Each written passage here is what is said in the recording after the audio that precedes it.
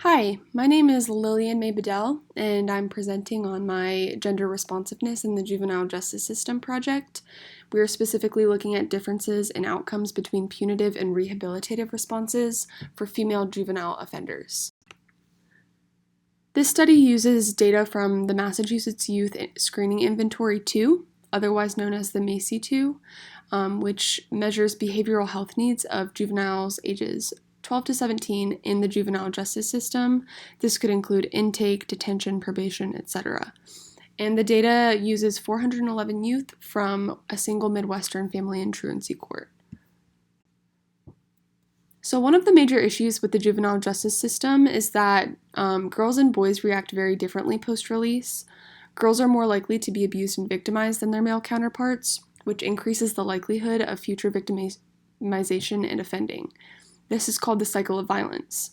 Additionally, juvenile justice officials are less likely to make decisions that result in the arrest of girls than boys, and this leads to the idea that girls in the system are the worst of the worst, which kind of provides for the idea that the girls in the juvenile justice system need a step up in care than their male counterparts. We aim to answer the following questions in this study. How do punitive responses and rehabilitative responses affect girls differently? And should juvenile justice agencies adopt gender-responsive strategies to better serve delinquent girls? If so, what does this look like? This study uses secondary data from a forthcoming study by Anderson and McKenna. It uses a cross-sectional design with non-probability purposive sampling. The analytic sample contains 411 youth from a full sample of more than 3,500 youth, and the 411 youth were directly administered the MACI-2. The data in this study is directly drawn from a data management system from a single Midwestern family and truancy court from 2004 to 2016. And the forthcoming study uses demographics, referral unit information, risk assessment scores, official charge and recidivism data, and traumatic experience information. It also uses traumatic experience scores as the independent variable and 2-year recidivism data post-referral as the dependent variable. The results of the current study are not available yet. We are still examining preliminary results, including demographic associations and recidivism alone. But in the following weeks, gender-specific data will be analyzed to determine significance of traumatic experiences, adjudication, and outcome in female juvenile offenders. Like most studies, this project does not come without its limitations, one of the big ones being generalizability. So the analytic sample is much smaller than the full sample, and the data was only drawn from one Midwestern family court. So this could lead to some problems applying results to different regions.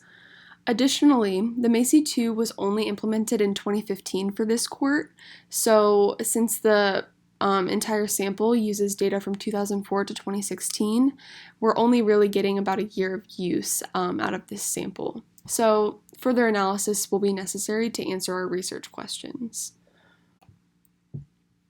And since we have more analysis to do, I wanted to focus on anticipated results. So there's a huge emphasis on cultural and historical and racial factors when approaching trauma. So we want to see what effect that has on response and outcomes. And we also anticipate that there will be a significant difference between outcomes from punitive and rehabilitative responses.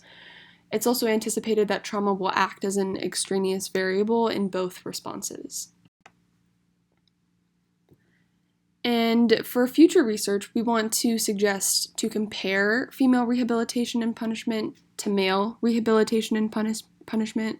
And we also want to look at the gender differences in mental health issues within the system. And we want to see if the juvenile's offense type has affected his or her outcome. This could involve gender differences, specifically within offense type, as well as if traumatic experiences affect offense type. And that about wraps up my presentation. I hope you guys enjoyed it. Here is a list of some of my references.